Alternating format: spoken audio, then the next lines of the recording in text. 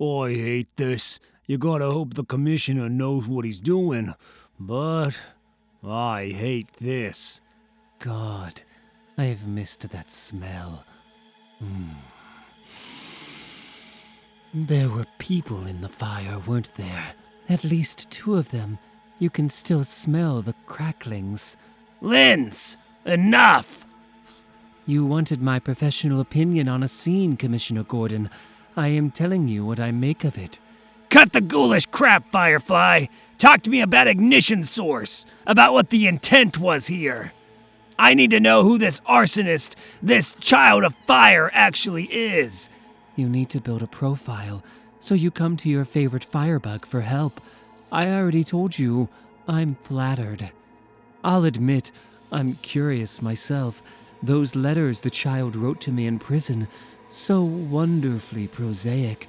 He's somebody who understands. Understands what? You already have a suspect in mind, don't you? But it's someone you don't want it to be. Fire can be so many things. He said 2 last night, if I've heard correctly. But you can discount the second, the one at the pathology lab. It wasn't important. Wasn't important? I almost died! Yes, it was only intended to kill you. Fire used as a tool. This was so much more. Do you understand where we are? This is the oldest corner of Gotham. This is where the first fire of Gotham raged, that flattened the forest and allowed the city to grow in its stead. Oh, lighting a new one here. That's ritual. Your child of fire seeks to build something, or destroy it. The Batman must have figured that out if he's still fluttering around. I do wonder why you're asking me rather than him. Master Wayne, you are not well. It's Dr. Sarika, Alfred. The cases he had a hand in. Pretended to assist me and Gordon. He must have been involved in the fire somehow. You need rest, food, and probably a copious volume of drugs. The fire at Scarface Towers, the fire in the Rookery. Their locations correspond to those of historic fires, blazes that led to social or structural reform. Master Wayne, he's replicating fires that sculpted the city. Master Wayne, if I can treat Gotham as a body, pay attention to its wound patterns and scars, I can— Bruce!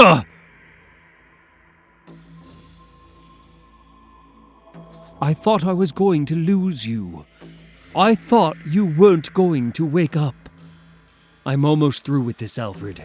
I've almost solved it. Bully for you. You were shot in the back. The wound is infected. Your body is still fighting it. I am not telling you to stop treating this godforsaken city.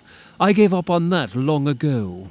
But I am telling you that if you do not treat your body, Bruce Wayne will die. And then how will you go chasing down this Dr. Sarika? I don't know what you want from me. I don't even know you. Well, that sure hurts, Dr. Sarika. I know you very well. I'm Nikki Harris. I'm your opposite, see? We have similarities, of course. We're both truth seekers. You, the forensic pathologist, picking through the bones of the deceased. Desecrating the dead, turning people into objects, whereas I deal in myth. I understand the psyche of the city, and there's so much more truth there than in your dull world. You're a journalist? I don't understand. Well, it's like this. You and I, being 2 sides of the same coin, I think we've really wanted the same thing. We've both seen the horrendous pit Gotham has become, and sought to save it in our own way. And that's led us both to the Batman. I've been doing my best, I really have. Steering him here and there, assisting with tidbits of knowledge where I can. But for the most part, my role's been weaving him into the city's story. He's an idea, one that fits seamlessly into the recesses of the city's mind. He could have turned things around, I think. Just the concept of him. But you've been tearing it all down. I've only assisted him on cases, detective work. Gotham dreamed him up because it needed him. And you tore him down to earth, turning him into nothing but a darn policeman. Flesh and bones sitting around in a lab, sweating through spandex and staring through microscopes. If the city comes to see him this way, it will have been for nothing. I don't blame you, you know, but we can't coexist. One of us has to eat the other. Say "aw." I'm not a child, Alfred. No, you are very big, scary Batman, Master Bruce. Ah.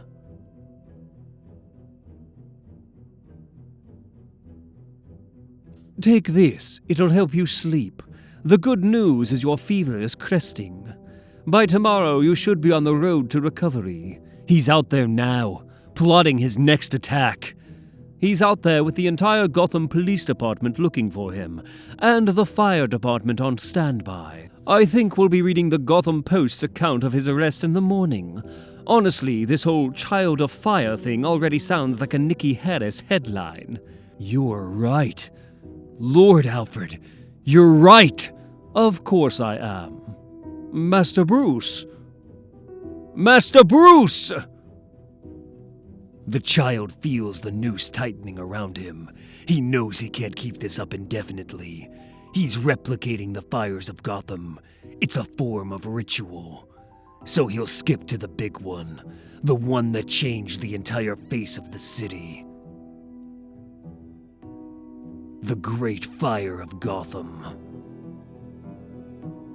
One morning in December 1835, the people of Gotham were woken by the light of dawn to find it was not dawn at all.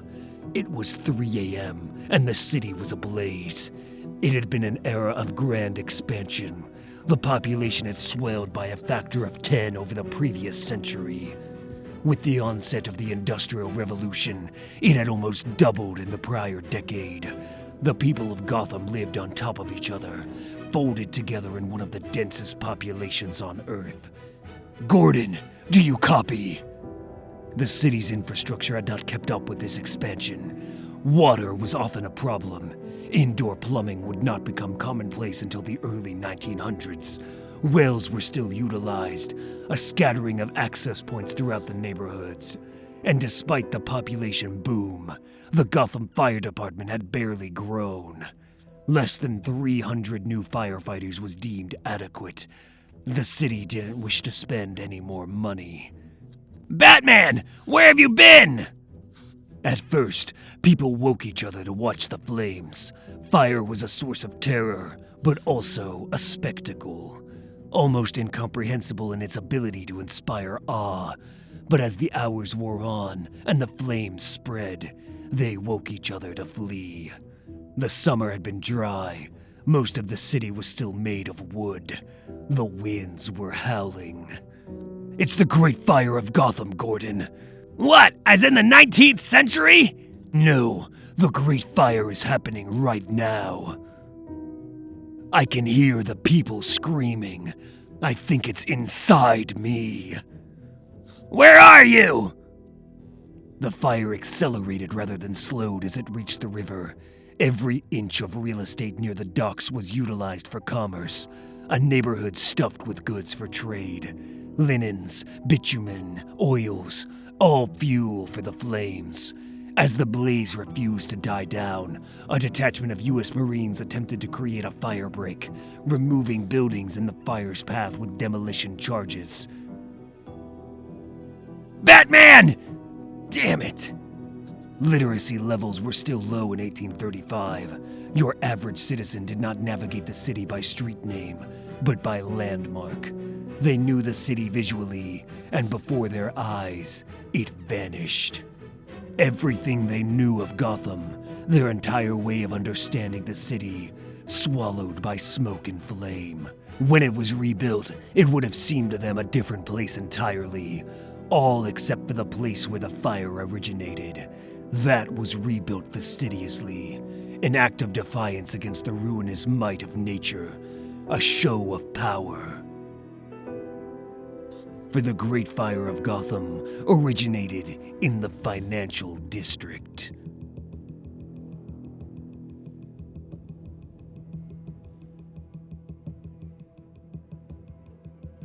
Can I help you, sir? No, thank you. Sir, what's in the bag?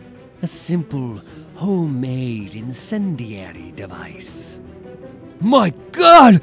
It's funny when you think about it, how easy fire is for any of us to access. Get it out of here! You can try, but what are you going to do about the two others on the outside of the building?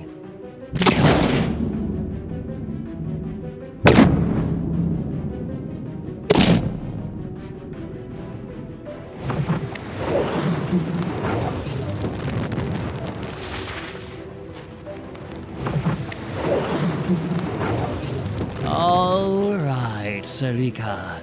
I've always prided myself on being a fair man. So we're going to let the fire decide. In whose image is the city to continue? The child of fire to lead us into the future? Or the old corpse of Gotham?